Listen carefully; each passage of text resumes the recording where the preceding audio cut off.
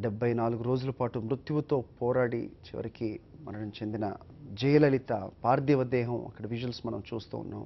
ప్రస్తుతం అక్కడ ఏం జరుగుతుందో మా కరెస్పాండెంట్ సంజయ్ మరిన్ని వివరాలు అందిస్తారు. సంజయ్, చెప్పండి. ప్రముఖులంతా భారీగా తరలి వస్తున్నట్టుగా తెలుస్తోంది. అలాగే ప్రజల్ని కూడా చూస్తూ ఉన్నాం మనం విజువల్స్లో.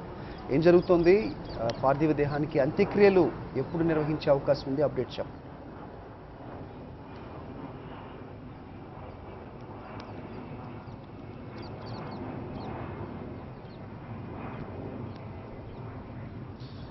అది ఏదైతే జయలలిత పార్థివ దేహాన్ని ఎక్కడైతే ఉంచారో రాజాజీ హాల్లో ఉంచారో ఆమెకి చివరి వీడ్కోలు పలికేందుకు కడసారిగా కన్నీటి ఆ వీడ్కోలు పలికేందుకు తమిళనాడే మొత్తం తరలి వచ్చింది అన్నట్లుగా జనసంద్రమై ఉందని పరిస్థితి ప్రస్తుతం ఇక్కడ రాజాజీ హాల్ వద్ద చూడొచ్చు.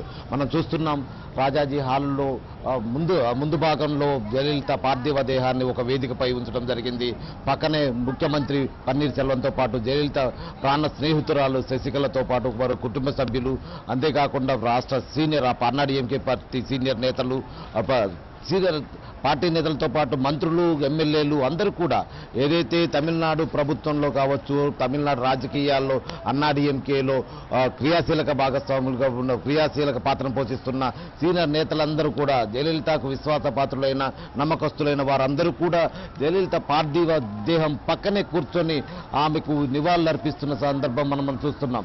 అంతేకాదు తమిళనాడు వ్యాప్తంగా ఈ జయలలిత ఇక లేరు అనే వార్త ఆహ్వానంలోగా తమిళనాడు వ్యాప్తంగా తెలియటంతో ఇక తమిళనాడు వ్యాప్తం నుంచి బయలుదేరి వస్తున్న వారి సంఖ్య ఇక్కడికి జయలలితను చూసేందుకు నివాళులు అర్పించేందుకు వస్తున్న వారి సంఖ్య గంటకు పెరుగుతుందని చెప్పొచ్చు. ఆరంభంలో తెల్లవారుజామున 4 గంటల నుండి పెద్ద క్యూల ద్వారా చెన్నై నగరంలో నలుమూలల నుండి తమిళనాడులోని నలుమూలల నుండి కూడా తరలి వస్తున్న అభిమానులు కావచ్చు, కార్యకర్తల సంఖ్య గంటకు పెరుగుతూనే ఉంది. మనం చూసాం తొక్కిసలాటకు జరిగిన సందర్భం కూడా కొద్దిసేపటి ముందు మనం చూసాం.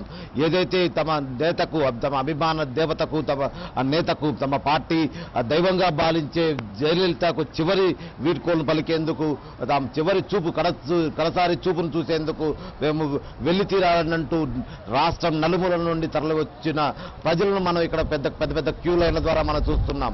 అయితే గంటకు ఇక్కడికి తరలి వస్తున్న వారి సంఖ్య లక్షలుగా పెరిగిపోతుండటం, అంతేకాకుండా ముందుకు తోసుకువెళ్తేందుకు తమ సాయంత్రం 5 గంటల వరకు అనుమతిస్తుండటంతో ఎట్టి పరిస్థితుల్లోనూ చివరి కడచూపు చూసుకోవాలి, ఆమె పార్థివ దేహాన్ని చూసి తాము కన్నీరు కార్చాలనంటూ తమిళులందరూ కూడా ఇక్కడికి తరలి వస్తున్న ఆ పార్టీ కార్యకర్తలు కావచ్చు, అభిమానులు కావచ్చు, తరలి వస్తున్న వారి సంఖ్య కొద్దిగా ఎప్పటికప్పుడు పెరుగుతూనే ఉంది. ఇక మనం చూసామనంటే వీఐపీల తాకిడి కూడా మరికొద్ది సేపట్లో ప్రారంభం కానుంది. ప్రత్యేకంగా విమానాశ్రయం నుండి ఇక్కడి వరకు కూడా ప్రత్యేకంగా మార్గాన్ని కూడా భారీ భద్రత నడుమ సిద్ధం చేయడం జరిగింది. ఇక ప్రధాని నరేంద్ర మోడీతో పాటు పలువురు కేంద్ర మంత్రులు కావచ్చు, వివిధ రాష్ట్రాల ముఖ్యమంత్రులు, అదేవిధంగా జయలలితకు సన్నిహితంగా జయలలితకు స్నేహితులు ఆయన వాళ్ళందరూ కూడా ఆమెకు నివాళులు అర్పించేందుకు వచ్చే సందర్భం ఉంది. అయితే ఇప్పటి వరకు మనం చూస్తున్నాం మొత్తానికి ఇక్కడ మనం చూస్తున్నాం. అయితే ముందుగా అపోలో ఆసుపత్రి నుండి జయలలిత పార్థివ దేహాన్ని తన గృహానికి తీసుకెళ్లి జయలలిత గృహమైన పోయస్ గార్డెన్ లోని వేదవల్లి నివాసానికి తీసుకువెళ్లి కొద్దిసేపు అక్కడ వారి కుటుంబ సభ్యుల నడుమ ఉంచిన అనంతరం తిరిగి ఇక్కడికి 4 గంటల 50 నిమిషాల సమయంలో ఇక్కడ తీసుకురావడం జరిగింది. ఇక్కడ వేదికపై ఉంచడం జరిగింది. మొత్తానికి ఇక్కడికి వచ్చిన తర్వాతకి ప్రజల సందర్శనార్థం ఉంచడం జరిగింది. తమిళనాడు కన్నీరు మున్నీరుగా విలపిస్తుంది. తమిళనాడు ఇది ఆకాశం వర్షిస్తున్నట్లుగా తమిళనాడులోని ప్రజలందరూ కూడా వచ్చి చివరి చూపు చూసేందుకు ఇక్కడ వస్తున్న పరిస్థితి ఉంది.